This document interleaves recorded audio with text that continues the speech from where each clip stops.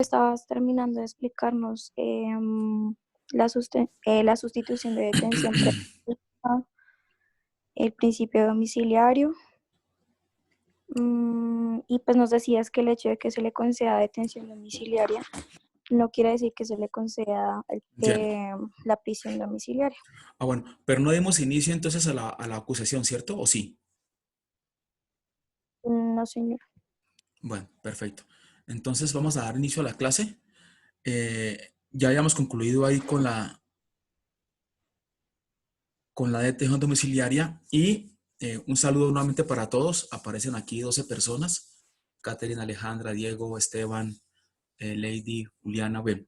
Y entonces Jason, Evelyn, Juliana, y entonces luego del saludo vamos a dar inicio a esta nueva parte del proceso que se llama la audiencia de formulación de acusación.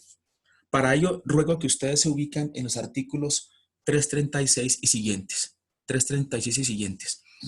Voy a hacer entonces una introducción al tema para señalar lo siguiente. Hemos mencionado cómo el proceso penal se divide fundamentalmente en dos grandes fases, que son la fase de investigación y la fase del juicio. En la fase de investigación se dan, por regla general, las llamadas audiencias preliminares, que cuando se dan de una manera consecutiva, valga decir, se legaliza captura, se formula imputación y se lleva a cabo la solicitud de imposición de medida de aseguramiento, se conoce como audiencias preliminares concentradas. Pero no siempre pasa así. Es posible que únicamente se legalice la captura y luego se fije fecha para imputación y para medida de aseguramiento. Y tampoco no todos los procesos tienen dentro de su ritualidad esta audiencia de solicitud de imposición de medida de aseguramiento. La segunda fase del proceso se denomina fase del juicio. Si ustedes miran en sus códigos, cuando arranca el libro tercero de ese código, señala en su título primero, perdón, en su libro tercero, el juicio. Libro tercero, el juicio. ¿Por qué se denomina el juicio? Porque el juicio es la parte ya determinante del proceso penal. Pero para que se llegue al juicio, ¿qué se requiere primero como una circunstancia previa y necesaria? Que se presente una imputación. Recordando que el proceso penal es una serie de actos sucesivos y conexos que desarrollan el juez, las dos partes y demás intervinientes encaminados a dar solución a un conflicto, encaminados a resolver el objeto principal del proceso penal. ¿Hubo un delito? Y si lo hubo, ¿el acusado lo cometió? Así entonces, la fase del juicio se compone de tres audiencias, que son la audiencia de formulación de acusación, la audiencia preparatoria y la audiencia del juicio oral. Quiero recordar que hemos venido grabando estas audiencias para pasarlas por YouTube, eh, y que las personas que no tengan la posibilidad de anotar rápidamente o de asistir a estas charlas las pueden escuchar en esa plataforma. Retomando el tema, digamos lo siguiente. No todos los que son imputados pasan a ser acusados. Mencionamos que los procesados o el procesado adquiere diferentes nombres según la fase del proceso en la que se encuentre. Así, en la fase de indagación, cuando se están apenas pergeñando, actualizando algunos puntos, perfilando la conducta y la posible responsabilidad, en la fase en su fase de la indagación se conoce con el nombre de indiciado. Una vez que ha sido imputado, tiene la calidad de imputado con la formulación de imputación y también dijimos, o desde la captura se ocurre primero. Para efectos académicos, digamos que tendrá la calidad de imputado con la formulación de imputación. Luego tendrá el calificativo de acusado y luego de enjuiciado, encausado, de sentenciado y eventualmente de condenado. Para que lleguemos a la fase del juicio, se requiere obviamente haber terminado o concluido con la fase de investigación. No es que la carpeta o el expediente lo tenga un juez y se lo pase al juez de conocimiento. En la fase de investigación, esa carpeta permanecerá en el centro de servicios judiciales a la espera de que algún juez de garantías, no siempre el mismo, la requiera para llevar a cabo alguna de las audiencias llamadas de preliminares. Por lo general, uno llama en la práctica, no tengo una audiencia con garantías, pero no sabe qué audiencia es. Es una imputación, va a pedir captura, va a ser medida de aseguramiento, se va a solicitar una revocatoria de una detención domiciliaria, en fin. Pero terminada la imputación, debe pasarse a la acusación eventualmente. Para ello quiero que, por favor, miren en sus códigos el artículo 175 del Código de Procedimiento Penal. No vamos a leerlo todo, sino únicamente la parte atinente a la fase de acusación. ¿Por qué digo esto? Termina la imputación y aunque se pueda solicitar la imposición de la medida de aseguramiento, los términos de los que nunca he hablado en clase, porque me interesaba más era como la estructura general, pero ahora ya adentrados en el detalle, los términos procesales son claros. ¿Qué son los términos? Es la temporalidad que debe transcurrir entre una audiencia y otra. No hay un libre término para que el fiscal se le ocurra después de la imputación. ¿Y ahora qué voy a hacer? Pues acusemos a ver. ¿Y cuándo lo voy a hacer? Un día de estos. No. El código señala unos términos perentorios. Pero también son términos que no se pueden tomar tan de manera literal. Porque aunque son términos corridos, se entenderá que esos términos pueden ser objeto de algún tipo de afectación por alguna maniobra fraudulenta de parte de alguna de las partes. Por lo general, casi que la norma lo está diciendo, de la defensa. En el evento de que esos términos no se cumplan debidamente como señala el código, muy posiblemente la defensa va a solicitar libertad por vencimiento de términos. El artículo 317 señala esas posibilidades cuando no se cumplen a cabalidad con los términos, pero también hay unos términos razonables. Entonces, reiteremos esta solicitud. Miren, por favor, el artículo 175 del Código de Procedimiento y veamos que una vez termina la imputación, ya tiene el fiscal unos términos. Voy a hacer una explicación breve y luego escucharemos la lectura de alguno de ustedes. Lo que señala el artículo 175 es más o menos lo siguiente. Terminada la imputación, el fiscal contará con un término bien o para pedir la preclusión o para acusar. Pero si va a acusar, tiene un término de 90 días. 90 días que no son hábiles, sino corridos. 90 días. Pero es posible que las personas involucradas sean 2 o más, o se trate de varias conductas punibles. En ese caso, el término se aumentará a 120 días.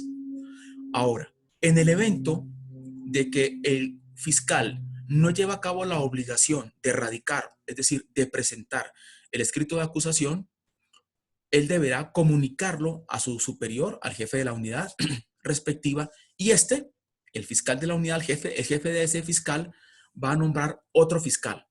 Y a partir de su designación, él contará con un término de 60 días. Pero si se trata de delitos que son de competencia de juez especializado, de 3 o más, en esos eventos ya no serán obviamente los 120 días, sino los 90 días. Reitero entonces, existe la obligación del fiscal de una vez termina la imputación de o solicitar la preclusión o bien de solicitar, de radicar el escrito de acusación. Por favor, demos lectura al artículo 175. ¿Quién me colabora con eso?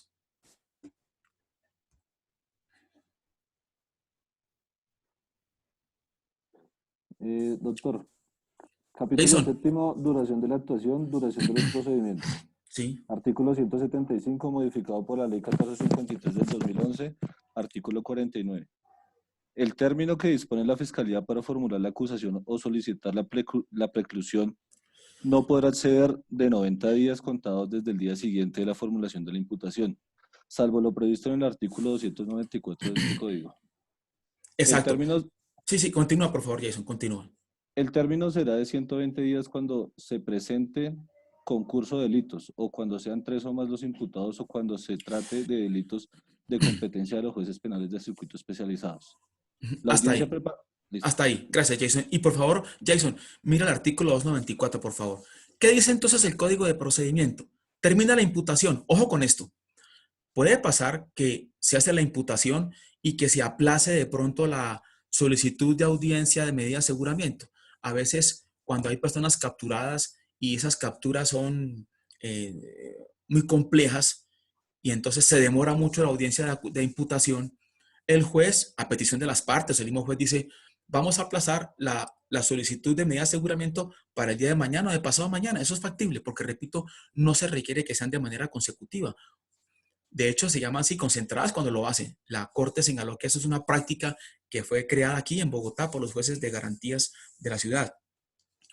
Supongamos que la medida de aseguramiento se pide a los 2 o 3 días.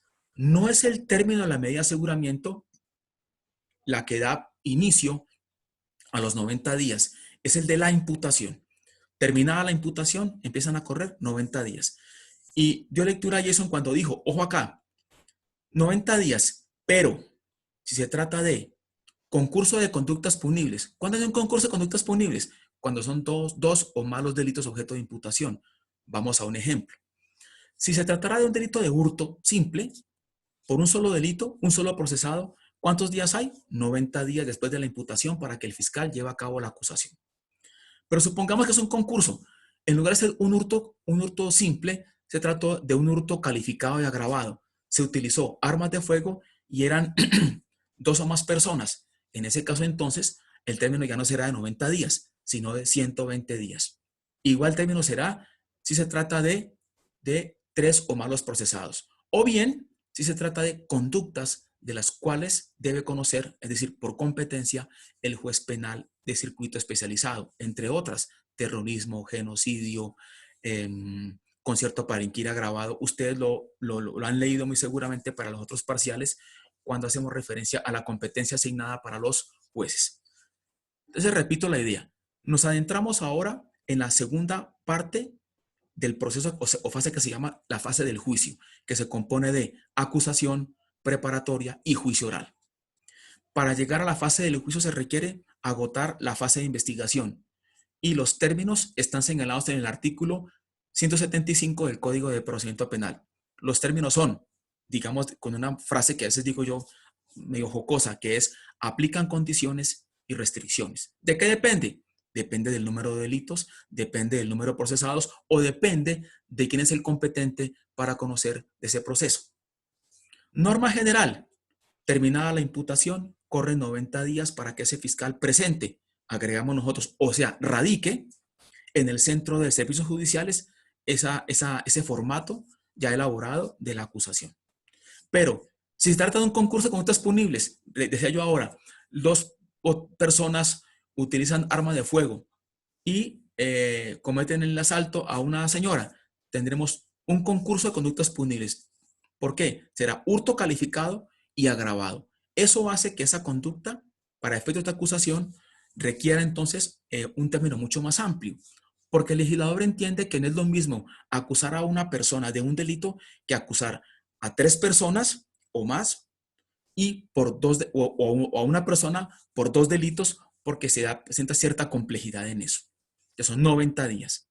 Excepción, se trata de competencia especializado, concurso de conductas punibles o 3 o más personas, ya cambia el término, serán de 120 días. Pero también la norma dice, exceptuando lo que consagra el artículo 294, que ya va a dar lectura Jason, por favor. Y dice más o menos así, que si ese fiscal no cumple con la obligación en los 90 días o en los 120 días, vendrá una especie de consecuencia negativa para la fiscalía. ¿Cuál es? Que ese fiscal le decir a su superior, no presenté la acusación en el término. Que ese superior lo releva del cargo, designa a otro fiscal y ese fiscal contará con 2 términos. Uno de 2, perdón. Si era de 90 días, ahora tendrá 60 días. Si era de 120 días, ahora tendrá 90 días. Por favor, Jason. Vencimiento de término. Artículo 294, modificado Ley 1453 de 2011, artículo 55. Vencido el término previsto en el artículo 175, el fiscal deberá solicitar la preclusión o formular la acusación ante juez de conocimiento. De no hacerlo, perderá competencia para seguir actuando, de lo cual informará inmediatamente a su superior, a su respectivo supervisor. Superior. Superior. En este evento, el superior designará un nuevo fiscal quien deberá adoptar la decisión que corresponda en el término de 60 días, contados a partir del momento en que se asigne el caso. El término será de 90 días cuando se presente concurso de delitos o cuando sean 3 o más los imputados o cuando el juzgamiento de alguno de los delitos sea competencia de los jueces penales del circuito especializado. Vencido el plazo, si la situación permanece sin definición, sin definición, el imputado quedará en libertad inmediata y la defensa o el Ministerio Público solicitará la preclusión al juez de conocimiento. De hecho, esa indefinición lo que trae como consecuencia es la libertad. Pero cuando se habla inmediata no es que se dé ipso iure, de pleno derecho. No, se requiere que haya una audiencia de solicitud de libertad por vencimiento de términos consagra el artículo 317. No quiero dejar pasar por alto una circunstancia que hemos mencionado ya varias veces y también lo mencionó Jason ahora con su lectura. Y es que terminada la imputación, el fiscal tiene la opción de presentar la preclusión o la acusación. No voy a hacer mucho énfasis en la preclusión porque lo veremos en algún momento, por ahí en octubre, noviembre, en algún momento, cuando, es una broma obviamente, cuando hablemos de las formas anormales, pero legales, de dar por terminado el proceso. Lo mencioné en alguna oportunidad. Hay formas que son anormales porque lo normal es agotar todo el trámite del proceso. Investigación, acusación, preparatoria y juicio oral. Pero es posible que termine el proceso de manera anormal, anticipada. ¿A través de qué? Un principio de oportunidad, una preclusión, un preacuerdo, un allanamiento, o que incluso en la investigación el fiscal, motu propio, archive esa investigación. La preclusión está consagrada en los artículos 331 a 335, pero el punto no es ese ahora. El fiscal puede pedir la preclusión y seguir una forma de terminar el proceso. La persona fallece, no cometió el delito no existió, en fin, lo veremos más adelante. Pero por ahora lo que nos importa es la acusación. ¿Qué características, qué consecuencias trae el que se presente en la fase del juicio la acusación? Varias. La primera es que por primera vez en el proceso penal, por primera vez aparece la figura del juez de conocimiento, que no ha aparecido antes. El juez de conocimiento. El juez de conocimiento es aquel juez que va a llevar a... ¿Sí? ¿Alguien iba a preguntar algo? ¿No? El juez de conocimiento es aquel que va a llevar a cabo la audiencia de acusación, la preparatoria del juicio oral. Digo eventualmente, casi siempre, porque puede suceder que ese juez también fallezca, lo destituyan, o que ese juez pase concurso a otra instancia, a otra institución, o bien a otro cargo, en fin. Pero normalmente ese juez de conocimiento va a seguir todo ese trámite hasta el final. A diferencia del de garantías, que puede ser uno u otro o allá. El juez de conocimiento sí tendrá la carpeta en su poder, siempre atento a que se lleven a cabo las audiencias en los términos señalados por el artículo 175 que leyó parcialmente Jason, porque dije que se suspendiera cuando hablamos de preparatoria.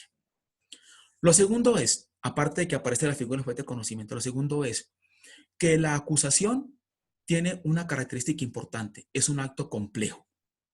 ¿Qué es un acto complejo? Que se compone de dos o más actos. Aquí se compone de dos actos. ¿Cuáles son los actos? Primero, la presentación o radicación del escrito de acusación. Vimos en alguna oportunidad que el carácter de imputado se adquiere con la imputación o desde la captura se ocurre primero, punto seguido, y tendrá carácter o condición de acusado cuando se presente el escrito de acusación. Entonces, la segunda característica es que, decía ahora, que esa acusación tiene una naturaleza compleja porque se compone de la presentación del escrito, llamamos también nosotros radicación, y la segunda es la formulación de la acusación. La presentación la hace el fiscal él solo de manera personal, va y radica en el centro de servicios judiciales ese formato de acusación. Ahí le van a designar quién va a ser el juez de conocimiento asignado para ese caso. Mientras que la formulación de acusación la va a llevar a cabo el juez de conocimiento al que le correspondió por reparto esa acusación. Y ese juez de conocimiento, dentro del término de 3 días contados a partir de que le sea asignado ese caso, va a señalar una fecha para llevar a cabo la formulación. Pero previamente, insisto, reitero, tuvo que haberse presentado o radicado el escrito de acusación. Tercera característica. La acusación debe ser clara, debe ser escrita.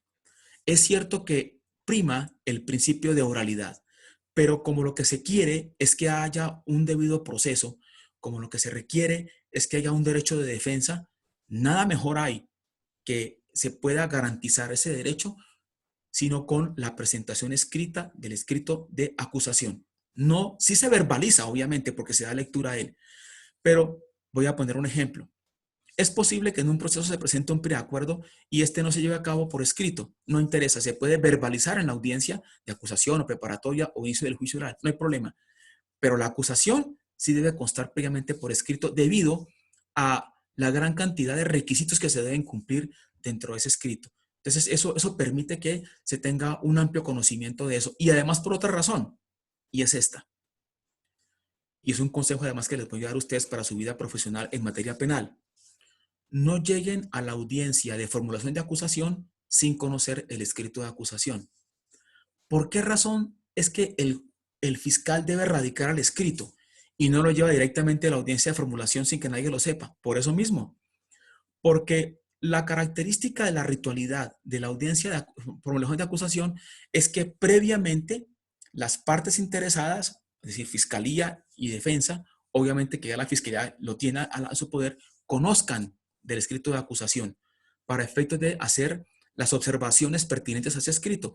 Pero además, porque con ese escrito de acusación, una vez que se radica, comienza, aunque no se haya formalizado todavía, el descubrimiento o llamado discovery, el descubrimiento probatorio. Ya la parte interesada, que es la defensa, al leer el escrito, ve que en el anexo están desarrollados o detallados los medios de prueba con los que cuenta la fiscalía para hacer la acusación y muy seguramente cuál va a ser la teoría del caso que quiere plantear la fiscalía con miras a que sea condenado por ese